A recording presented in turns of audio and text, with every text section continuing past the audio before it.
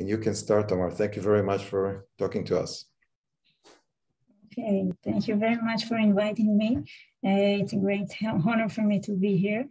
So the topic of our talk will be disorders of consciousness, insights from using neuroimaging. So we'll talk first about the terminology of DOC very briefly, and then our talk will divide to two parts: the current approach of disorders of consciousness assessment, which includes the clinical assessment and the neuroimaging evolution.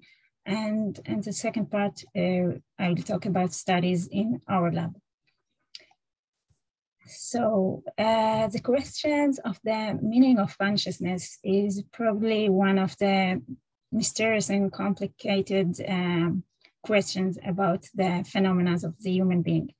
And here's the citation of Einstein that said the following: a human being is a part of the whole called by us universe, a part limited in time and space. He experiences himself, his thoughts and feelings as something separate from the rest, a kind of optical delusion of his consciousness.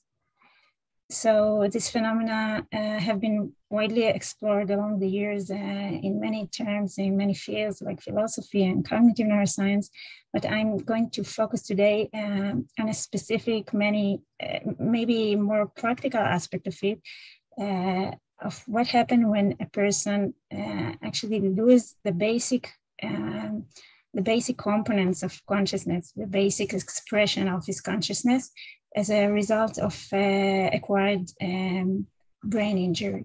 So this group of disorders is coined disorders of consciousness that, as I said, may occur after a severe brain injury. The most common etiology is traumatic brain injury, but it could also be anoxic brain damage, for example, after cardiac arrest or asphyxia, difficulties with breathing, or for less extent, even very widespread stroke.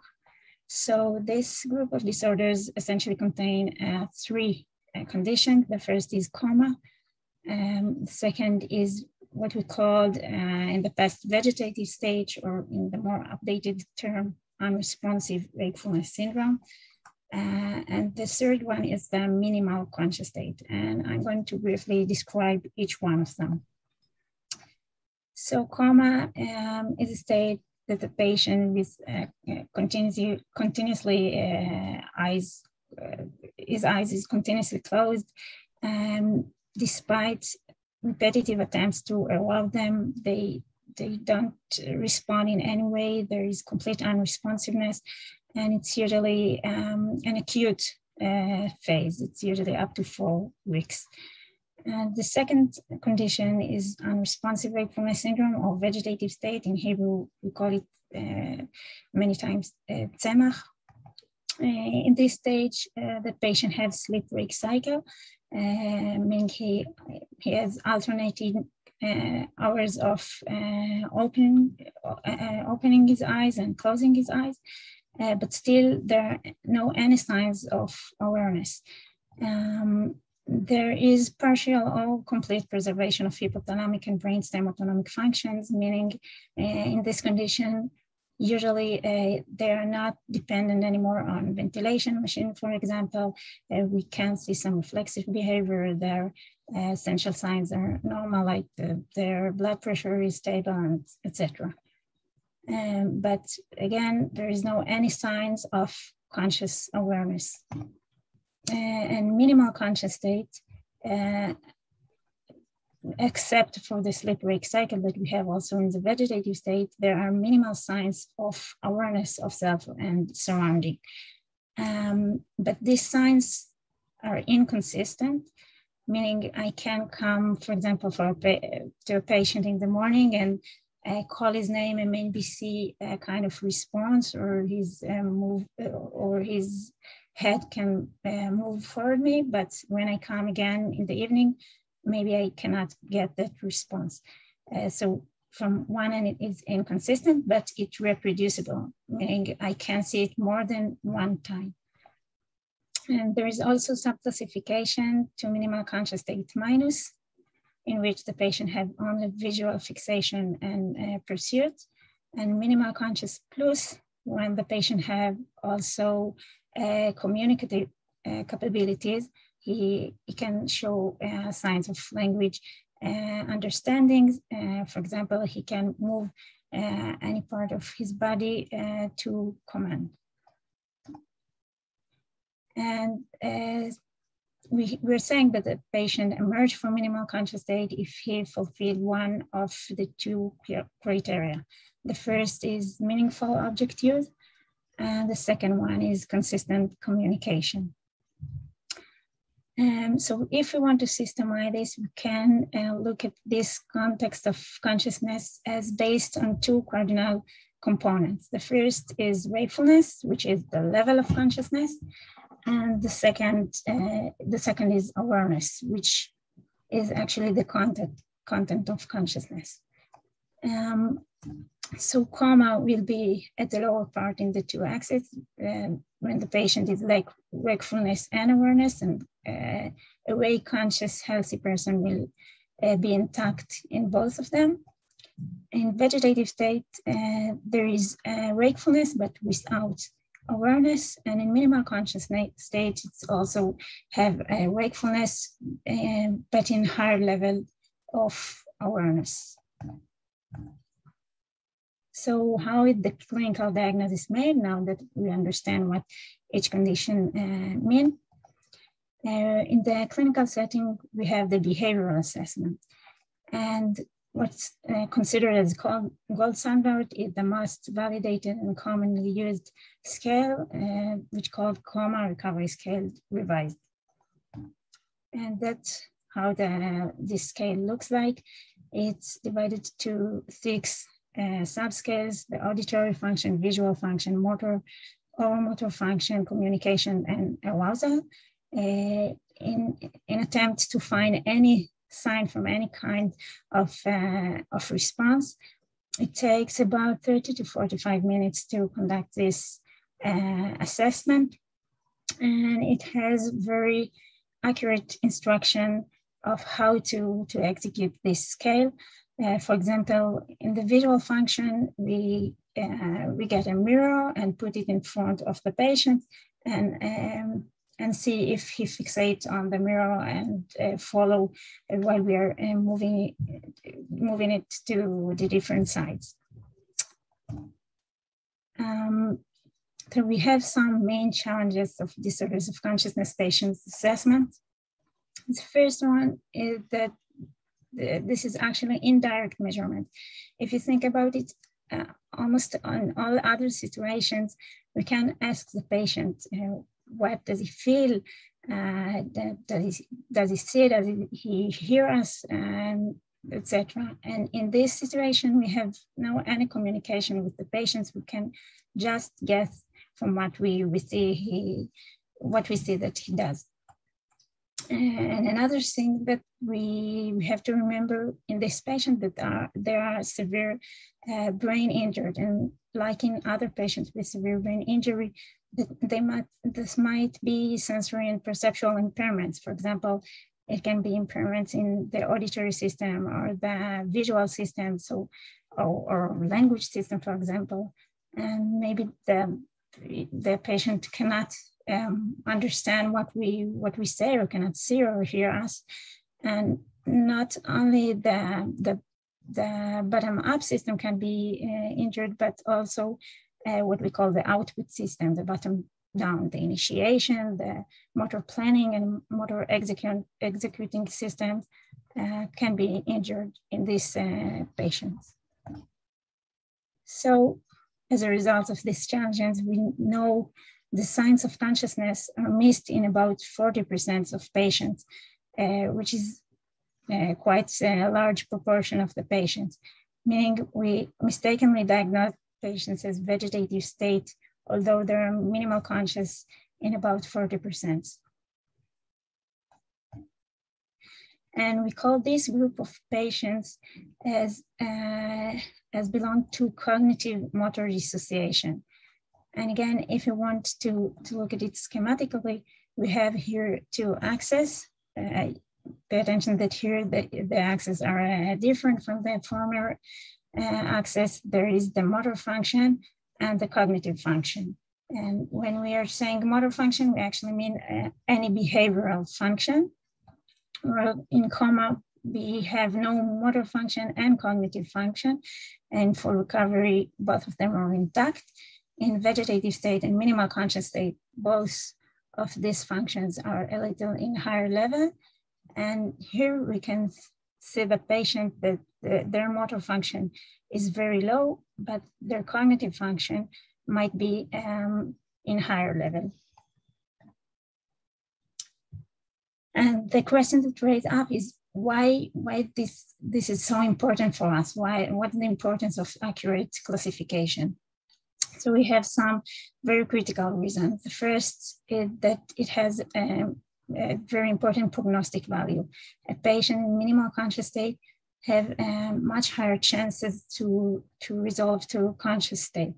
And as a result from that, we have also meaning for caretaking strategies, like the decision if the patient will go to a rehabilitation unit or to a nursing facility.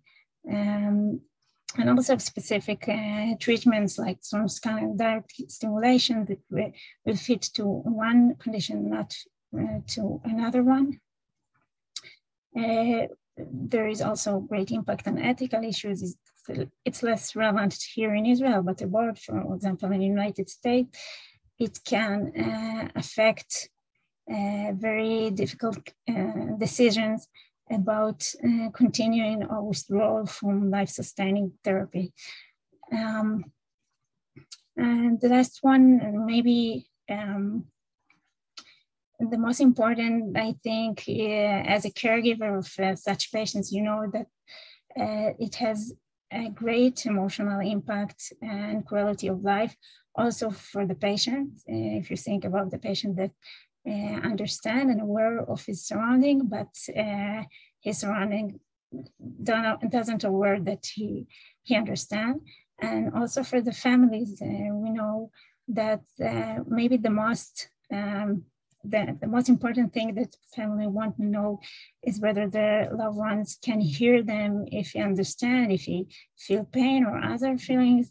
And it's very important to them, to us, to give them the opportunity to know the exact state of the patient.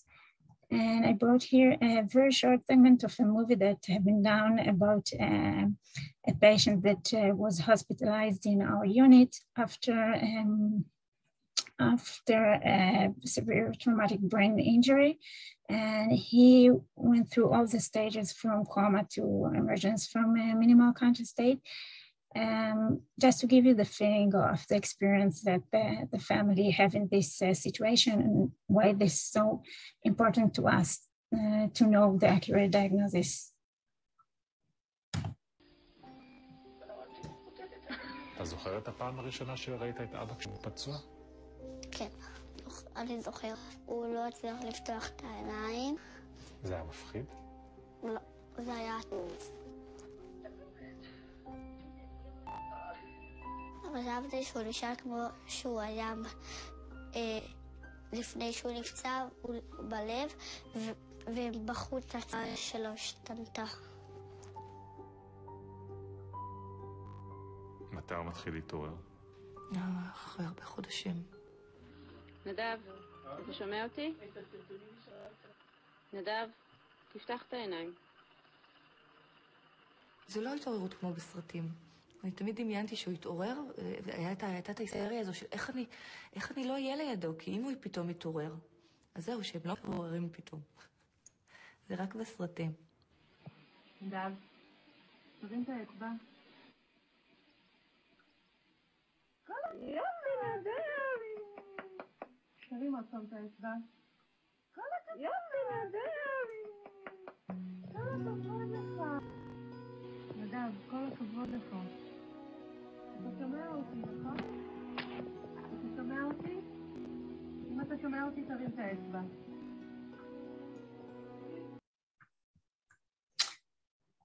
Okay, so our major challenge is to improve the precision of the clinical assessment of disorders of consciousness patients.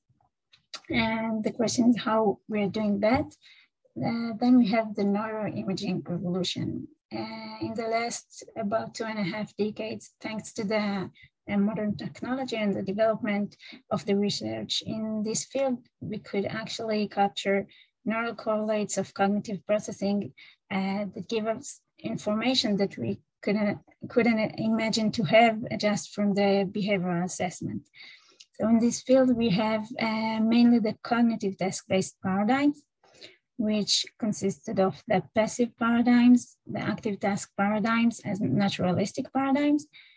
And there is another direction of resting states, which we have also research in this direction in our lab, which captured the spontaneous activity of such patients, but we'll not cover it in this talk. It deserves a separate talk. So I will give a short example of each one of them. In the passive paradigms, for example, here is a study of a vegetative state 20-year-old student after hypoxic ischemic brain injury. This is a passive visual paradigms. She was shown simple flashing checkerboards while she was under the fMRI scanner, and we can see activation in the primary visual cortex. After that, she has been shown familiar and unfamiliar faces, and we can see activation in the fusiform face area. And while she was shown landscape scenes, we can see activations in the parahippocampal place area. So the pros and cons of the passive paradigms. The main pro is that it gives us evidence of cognitive processing without observable behavioral manifestation. As we said, it's very exciting and a novel way to assess these patients. And the main con is that this way may not represent high-level cognitive capacity and consciousness actually, especially when sensory regions are tested. Because as we know, for example, the fusiform face area can be activated without any conscious awareness. We have also in our lab a study of that Noam running now with fMRI using masking technique and show movies of faces, and she got activation in the fusiform face area, while we know for sure that the participants are not aware of what they see. And then comes the active task paradigm. So this is one of the first and most famous study in this field. This was pioneered by Adrian Owen, which is one of the prominent researchers in the field of disorders of consciousness. And he said, okay, if the patient cannot execute the task, maybe we'll ask him to imagine he's doing the task. So he developed a paradigm with imagination task. The first task was imagine you are playing tennis, and the second task was imagine you are moving from room to room in your house. And what they saw, we can see in the control group in the tennis imagery task, they saw activation in the supplementary motor area, and in the spatial navigation imagery, they saw activation in the hippocampal place area, as well as the posterior parietal cortex and premotor cortex. And also in vegetative state, they had a patient that was vegetative for about 20 years. And for their surprise, they saw a very similar activation in the tennis imagery task. They saw activation in the supplementary motor area. And in the spatial navigation imagery task, they saw activation also in the parahippocampal place area and other areas. Just to mention that several years after that, in 2010, they published another study with this paradigm with a larger cohort, and also they tried to take it to the direction of BCI, meaning they asked the patient a question with a known answer, like is the name of your father is Alexander? If the answer is yes, please imagine you are playing tennis. And if no, imagine you are walking around your house. And they got very positive results. So the pros and cons of this active task. The main pro is that it's actually represent willful modulation of brain activity, and thus it must reflect intact high-level processing and likely consciousness. But the main con here that it's likely requires too much effort. You can think about it that the patient, in order to succeed to activate this region, he needs to understand the task and to remember it and to imagine that he actually executes the task. And this led to the fact that it might not be sensitive enough. And actually we're back into our primary problem that we might miss consciousness signs in some of vegetative state patients. That's just because it's difficult for them because of other disabilities. And the third paradigm in this part is naturalistic paradigm. And naturalistic paradigm is, in naturalistic paradigm, the brain activity is measured while the participant is passively exposed to a stimuli of naturalistic character, like movie, story, or any other narrative. And the pioneered work with this paradigm was of Uri Hassan and Rafi Malach. They've shown movies for participant while there was in the fMRI scan, and they showed activation in specific areas that was common in group of subjects while there was shown these movies. And recently this paradigm was adopted in the field of disorders of consciousness, while the idea is that if a person is able to follow the plot, we can infer that he is consciously aware. So in this way, we can detect awareness without complicated active commands. And this is again a study that been done by Adrian Owen with Louis Nanachi. They used a movie, a very suspenseful movie of Hitchcock, while the patients were scanned by fMRI. And we'll talk later about how we analyze this information when we're talking about studies in our lab, because we also have a study with naturalistic stimuli.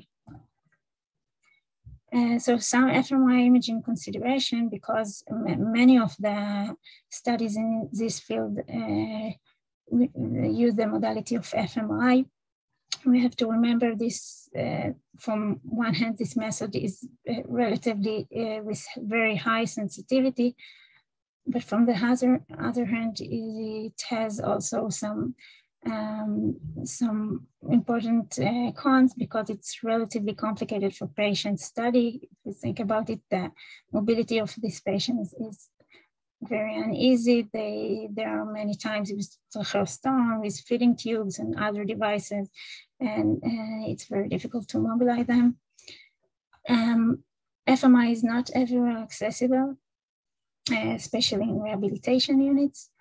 And it's also unlikely will be used more than one per patient. And we know that we are interested in a tool that we can also follow the state of the patient, not every day, but every few days or weeks. And a few words about neuroimaging of disorders of consciousness patients in Israel. So historically, this is undeveloped field. You can see that there are just counting numbers of studies in this field from Israel compared to other centers like in Canada, United States, and also states in Europe. And there is also no routine clinical use. Again, there are centers, for example, in Paris, that EEG assessment of these patients is a part of the routine assessment in disorders of consciousness. So actually, that was my main motivation to come into this field and try to advance it and connect the neuroscience aspect to the clinical attitude, and at the end bring the best care that we can to our patients. So to sum up what we've talked till now, we said that determining the consciousness state of severely brain damaged patients has a critical consequences. We thought that there is an inherent difficulty in classifying level of conscious awareness in individuals who cannot report their self-experiences. And we saw that adapting neuroimaging techniques to the traditional behavioral assessment revolutionized the field. But as we could see, there is no one ideal way of imaging, and new and more efficient paradigms are needed. So now I'm going to talk about studies in our lab. So when we come to develop new paradigms for disorders of consciousness patients assessment, we have some criteria that we want to take into account. First, as we talk, we want it to be applicable at bedside and not fMRI. For example, we wanted to test high-level cognitive functions because, as we saw, we want to be sure that we can infer that there is high cognitive processing, that there is an indication of consciousness and not just sensory intact systems. And we also want it to be not effortful. We want it to be enough sensitive paradigm. So our approach, we used functional infrared spectroscopy, FNIRS, which I will show you in a minute. We imaging the frontal lobes that, as we know, are known to be involved in high cognitive processing. And we used simple sounds and naturalistic stimuli, which are not effortful, passive stimuli. So fNIRS imaging, here is a subject that participated in our study. Some basic points, we can see that the optals are on the prefrontal area. We have 4 emitters and 1 receiver each side, what gives us 4 channels from the right and 4 channels from the left, and the sampling rate was 10 Hertz. And then just the basic principle of fNIRS, we have a light emitter and light detector, and we get a signal very similar to both signal of fMRI that actually express the oxyhemoglobin level. So our paradigms are divided into passive paradigms, which include the experiment 1-1 with semantic sounds and experiment 1-2 with familiar and unfamiliar sounds. And the second is naturalistic paradigm. In experiment 2, we used auditory story and music. And we used all these 3 experiments as a battery with the same patients that we could induce that if patients succeed to show activity similar to the healthy in all of these 3, his cognitive level is higher than if he show a similar activity only in 2, 1, or none at all of them. So the logic of our paradigms, we develop the paradigms with healthy participants, and that's the results that you're going to see today. In this paradigm, we compare 2 conditions, for example, meaningful versus non-meaningful sounds. And sensitive paradigm will be if we find difference at neural level for most healthy participants.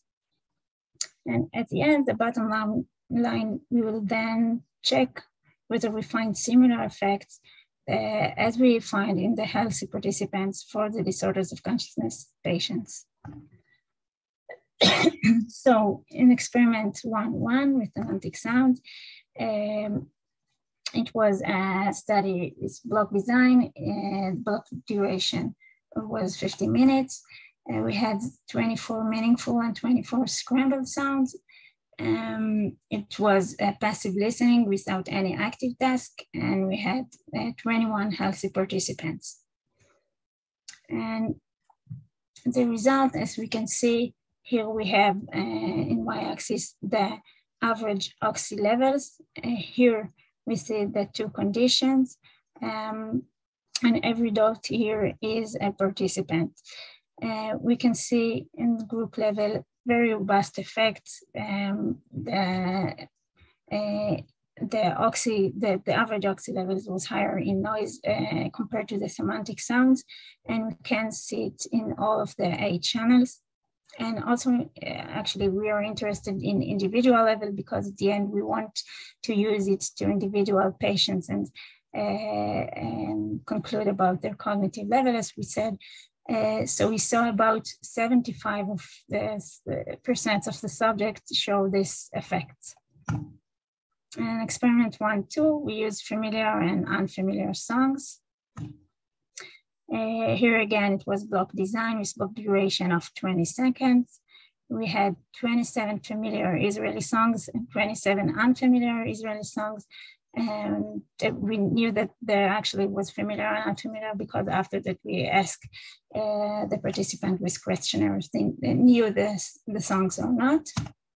And we had 23 healthy participants. So here again, the average oxy levels across the blocks and the two conditions of familiar and unfamiliar songs. And we can see at the group level very robust effects in all channels. And also in individual level, about 80% of the subjects showed these effects. Now the naturalistic stimuli paradigm. We used 4 auditory parts of about 9 minutes each. We used a short story of O. Henry, which called Vegetative, and Scrambled Story. And we used another story because we didn't want the participants to recognize the story. And the other pair was the classical music of Tchaikovsky and Rachmaninoff and face scrambling of this music. So our prediction for the healthy participants are that the people need, as we said, consciousness to follow the story. And subjects will have similar brain activity when listening to intact story, because again, they have the same experience, the same cognitive processes. But we expect to see no similarity or smaller similarity when they will listen to Scrambled Story. And we can see here an example of raw data. This is one channel in one condition, and each colorful trace here is a subject.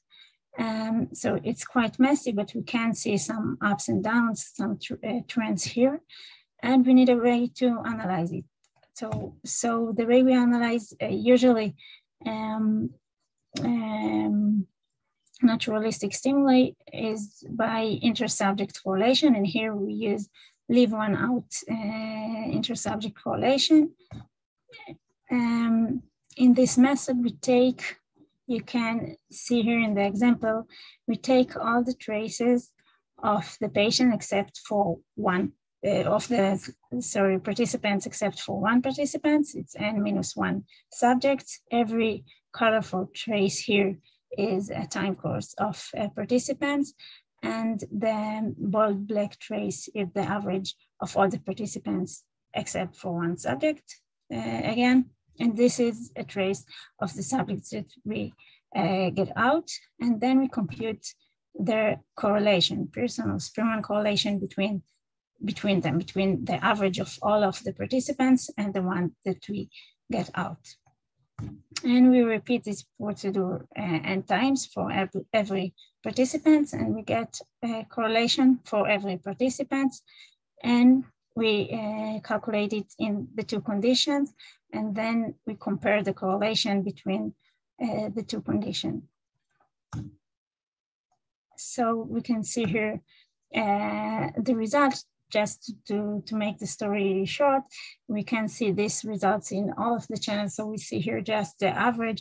The correlation was much significantly higher in the story compared to the scrambled story in all of the channels. And also in individual level, we saw that approximately 75% of the subjects showed these effects.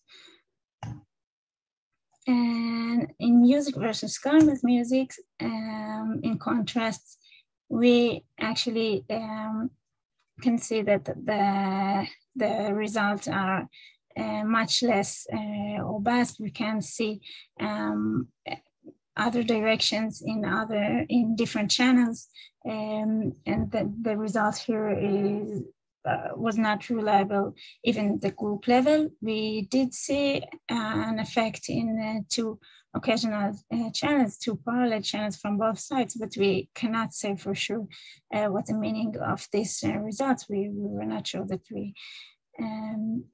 that they are reliable. So how we will use these paradigms with disorders of consciousness patients. So with the patients, we will not need to use the live-on-out analysis. We just did it to resemble the way we analyze the data with the patients. We will use the average results of the healthy participants as a template, and disorders of consciousness patients with high level of consciousness will show similar to healthy subjects patterns of results, meaning the correlation for the story will be higher than the correlation for the scrambled story. So to sum up, we have developed a set of paradigms that have relatively high sensitivity. The paradigms will be used at bedside with DOC patients, and we plan to start testing patients soon. We've already obtained ethical approval for that. So I want to thank very much Dr. Vadim for all of his help, advising and guiding me along the research. And I want to thank Noam Somech and MSc students in our lab that helped me with running the EFNER study. And I want also to thank my colleagues from the Brain Injuries Rehabilitation Unit, Dr. Evgeny Gaidikov, the former head of the department, and the current head of the department, Dr. Alex Plavshitz, for their support and commitment to the research. And I want to thank very much the Gonda Center for the opportunity to enrich my knowledge and take part in this exciting brain research. Thank you very much, Tamar. Very exciting talk, and I'm very impressed by your courage also to give a talk. You're the first student in the seminar, and hopefully we'll have more down the road. So this was really impressive.